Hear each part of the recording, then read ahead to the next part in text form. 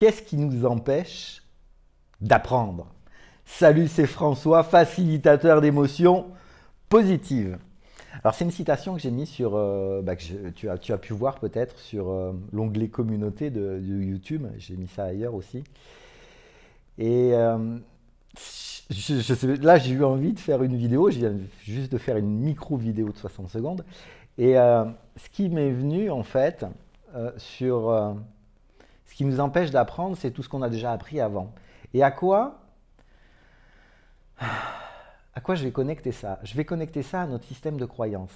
Dans un audio que j'ai fait ce matin sur le canal Telegram, je te mettrai le lien en description, je suis revenu sur un point et sur ce que c'est qu'une croyance. Donc ça, si tu viens me voir pour un week-end de transformation, tu sauras ça vraiment dans le moindre détail. Mais ce que je me dis, c'est que quand on veut évoluer, quand on veut faire du dev perso, quand on n'arrive pas à vivre les expériences qu'on a envie de vivre dans les relations, au niveau du travail, enfin, au niveau de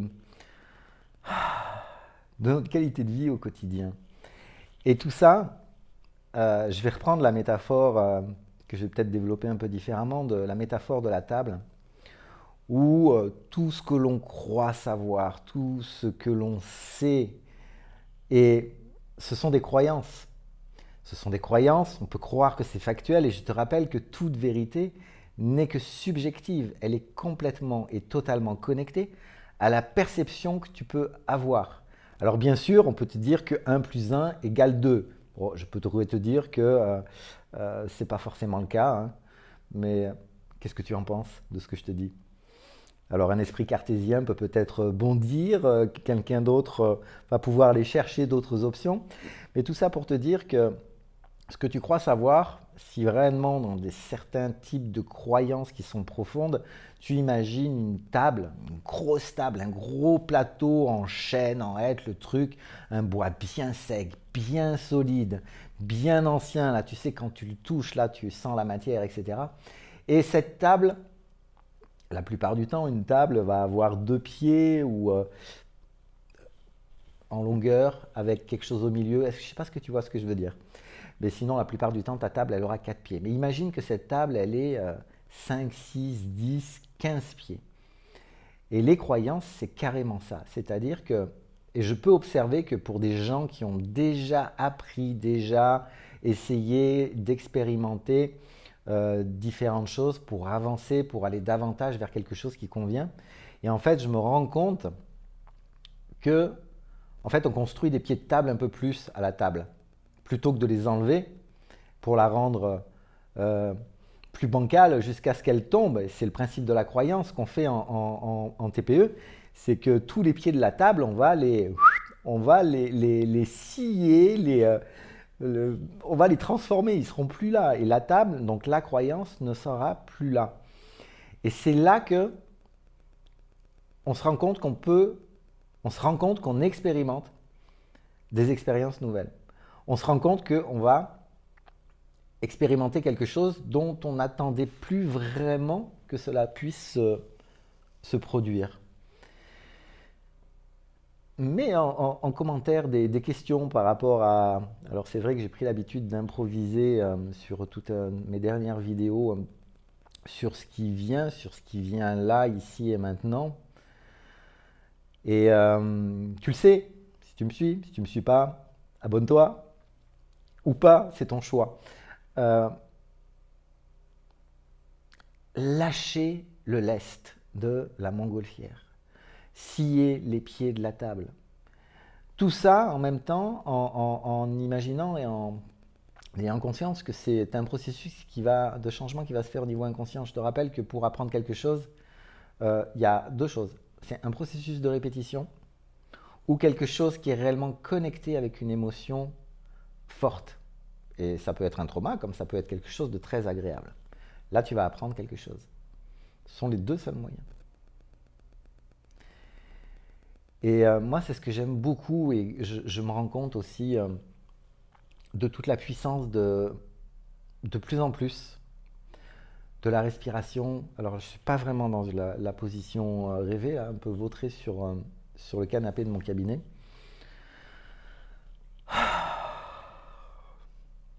cet après-midi.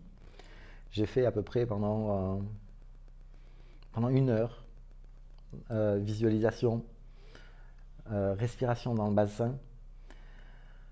Et de se rendre compte qu'en fait, avec de la pratique, et j'en profite pour dire, quand je vois quelqu'un qui fait une putain de séance avec moi et qui, juste après, n'utilise pas ce que je transmets, alors c'est ok, hein. Moi c'est pas mon problème, tu me payes pour faire une séance, je fais le job, si toi tu fais pas ta part du travail derrière, c'est ta responsabilité. Pas navré d'être peut-être un petit peu dur, mais c'est la réalité. Si aujourd'hui tu fais partie des gens qui croient que quelqu'un d'autre va faire que leur vie va changer, tu te fourres un doigt dans le nez. C'est clairement pas comme ça que ça marche. C'est pour ça aussi d'ailleurs que pendant longtemps, un coach m'avait dit « Ouais, tu te décris comme l'expert, machin. » Mais qu'est-ce que c'est que ces conneries, quoi?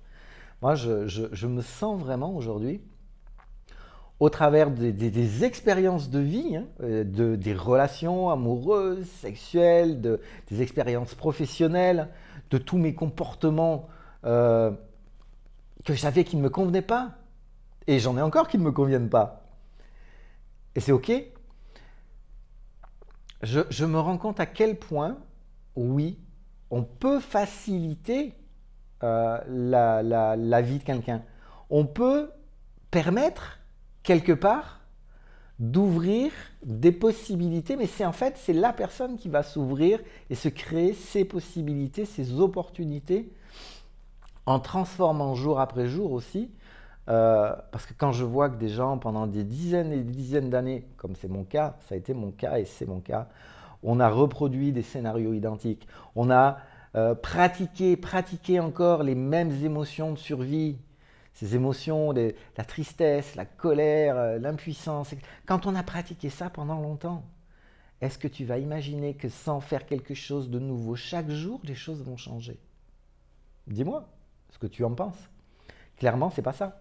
J'aime beaucoup hein, quand je dis tapote, respire, bouge ton corps. Ouais, c'est mon triptyque. Tapoter, parce qu'en tapotant, on va les transformer des événements qui n'existent plus, qui sont du passé, mais qui nous impactent encore émotionnellement, la plupart du temps. Et ça va changer. Respirer, tout le monde peut le faire. Si tu fais déjà partie de mes élèves et tu révises à ce moment-là, la respiration du bassin, ce que je dis dans ce que je transmets, 6 fois par jour, tu mets un bip, tu prends une application qui fait ça, etc. 6 fois par jour, sans chercher à comprendre ni pourquoi ni comment, tu fais la respiration, qui est la respiration du soulagement. Tu fais ça 30 secondes, tu fais ça 1 minute, 6 fois par jour. À partir du moment où tu vas faire ça, vraiment, ta vie va déjà changer. Parce que tu vas le sentir que ta vie va changer. Tu vas sentir que la paix, elle est déjà à l'intérieur de toi. Si tu ne le fais pas, ça ne fonctionne pas. Si tu n'ancres pas ça au niveau de ton système limbique, que ça devienne un nouveau programme, ça ne fonctionnera pas. Si le tapping, ah bah oui, mais sur moi, je ne le fais pas. Et même moi, hein, je peux te partager une croyance que j'avais, c'est-à-dire que de tapoter sur moi, oui, mais machin, etc. J'avais plein de croyances de merde. Et aujourd'hui, ces derniers temps, j'ai beaucoup tapoté. Et d'ailleurs, j'ai tapoté aussi en séance avec une pote. C'est la pratique. Si aujourd'hui, c'est toujours bien de le répéter, si aujourd'hui, tu crois qu'en ne faisant rien de nouveau, tu crois qu'en ne faisant rien de nouveau par la répétition, si tu crois que les ingrédients de ton cake, qui peut être de la dépression, de la tristesse, du manque d'argent, du manque de sexe, du manque de ce que tu veux, si tous les ingrédients de ce cake, comme on le décrit en TPE, on ne va pas aller chercher les ingrédients et transformer tout ça, ça ne va pas changer. Et je crois que je crois que c'est sur un de mes groupes d'élèves que j'ai dû dire ça, sur Telegram, c'est que on ne peut pas imaginer que quelque chose de simple puisse fonctionner. Ou un esprit tordu ne peut pas imaginer que quelque chose de simple, qu'un processus simple puisse fonctionner. Et c'est vrai que par exemple, pour cette respiration du bassin, au départ, je me disais, c'est quoi cette connerie? Ce truc-là va me changer ma vie? Eh bien, il ne s'agit pas de savoir, il s'agit de faire. Et quand tu fais, tu te rends compte que oui, tu te sens différemment. Quand tu tapotes et tu connais le processus qui est très structuré, où on va aller dans la pacification de certains événements, bah, tu te rends compte qu'il y a des choses qui changent. Tu te rends compte que tu ne vois plus forcément les mêmes personnes. Tu te rends compte que dans ce que tu vas peut-être apprendre à définir comme ce que tu veux vraiment vivre dans ta vie, parce que ça, je me rends compte que, en fait, c'est une des choses les moins confortables à travailler avec plaisir. Et bien, quand tu commences à faire un petit peu tout ça, ta vie change. Et quand nous sommes dans un contexte que l'on peut décrire comme le chaos, que l'on peut décrire comme la tyrannie, que l'on peut décrire comme tous les qualificatifs, ils sont tous là. La séparation, la division. Et justement, dans cet audio-télégramme ce matin, là, sur donc, le canal public que tu peux rejoindre, c'est qu'est-ce que tu vois, qu'est-ce que tu crois, est-ce que tu vois ce que tu crois ou est-ce que tu crois ce que tu vois? Et c'est fondamental, fondamental, parce que derrière ça, et c'est ce que j'explique, donc va voir, c'est que nous avons notre système d'activation réticulée qui va vraiment nous fournir, comme la belle adresse GPS qui est configurée, toutes les preuves de ce que l'on voit, ce que l'on croit, etc. On a toutes les preuves. Et j'en reviens à ce que je disais il y a quelques instants, rappelle-toi de la table. Imagine que toutes tes croyances, tout ce qui aujourd'hui te verrouille dans l'apprentissage, le fait d'apprendre, va demander à désapprendre. Et ça, c'est Tony Buzan qui avait dit, pour apprendre quelque chose de nouveau, il faut désapprendre. C'est aussi quelque chose qui vient de lui. Et je vois vraiment toutes ces croyances sous forme d'une table et qu'il est nécessaire, ou pas, ça reste un choix. Ça reste un choix de se dire avec l'aide de l'ego et du mental, on ne peut rien changer, je suis trop nul, je suis trop vieux, je suis trop ceci, je suis pas assez, je suis machin, etc. C'est trop tard. De toute façon, c'est la dictature. De toute façon, je ne peux plus rien faire. Je ne suis pas libre.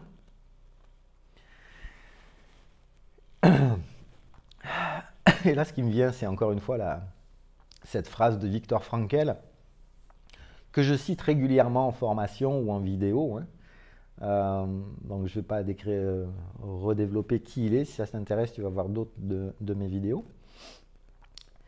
Devant l'impossibilité de changer une situation, nous sommes mis au défi de nous changer nous-mêmes. Et c'est vrai que c'est une phrase qui revient très souvent pour moi comme un mantra, pour dire que oui, nous, dans notre incarnation, dans la période dans laquelle nous avons notre âme là, qui est présente, nous vivons des expériences qui sont parfois confortables, parfois inconfortables. Et on est parfois perdu dans tout ça. Et ce que je veux vraiment te dire, et ça c'est vraiment mon expérience qui parle, c'est dans ma carte du monde à moi, c'est qu'il est possible d'évoluer en se sentant, même d'évoluer dans des situations qui ne sont qu'une perception, mais qui peuvent paraître extrêmement difficiles, inconfortables, traumatiques, etc., qui remettent en cause notre façon de vivre, etc. Et qu'en même temps, on peut décider et prendre toute la responsabilité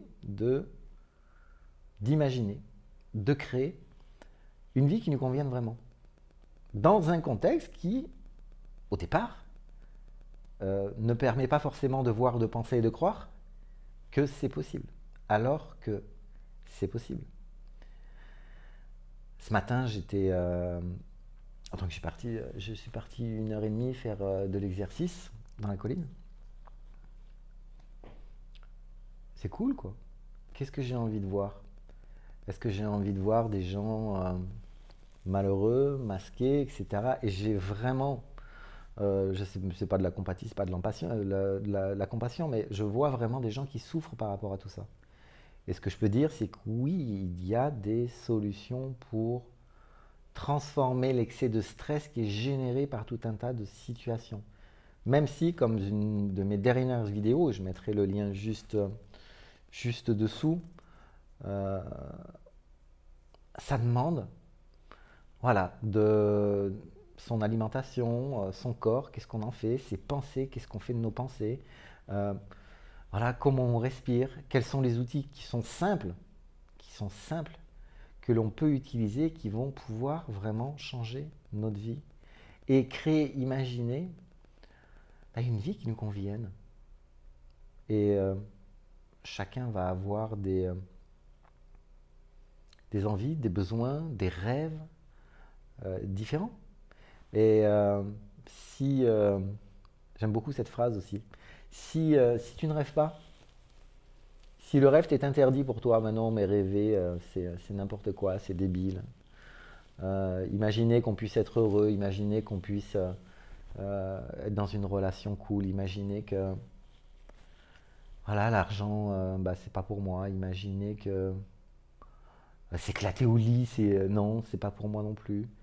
Imaginez que simplement d'être assis dans la nature ou n'importe où et de se dire que n'importe où, dans un métro, n'importe où, on peut être bien, sentir heureux, sentir en abondance, sentir tout un tas de choses comme ça.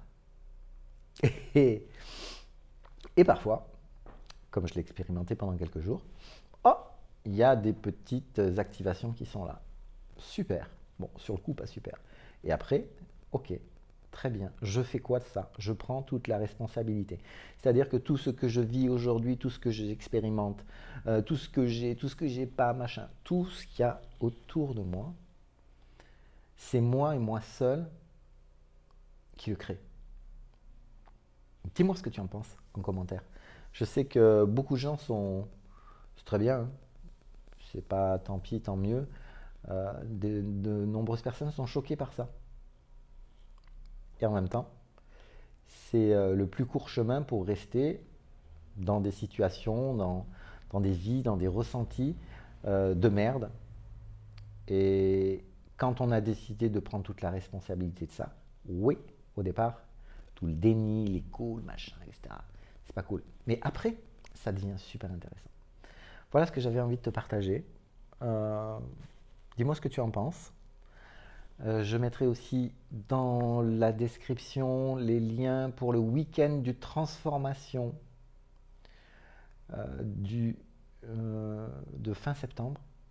La séance aussi sur événements, peur, phobie, que je fais le 15 aussi, qui dure 2 heures. Week-end de transformation, c'est pendant 2 jours. Voilà, tu as le cadre pour apprendre à utiliser le TPE. Donc voilà, je te souhaite une très belle journée. Ciao!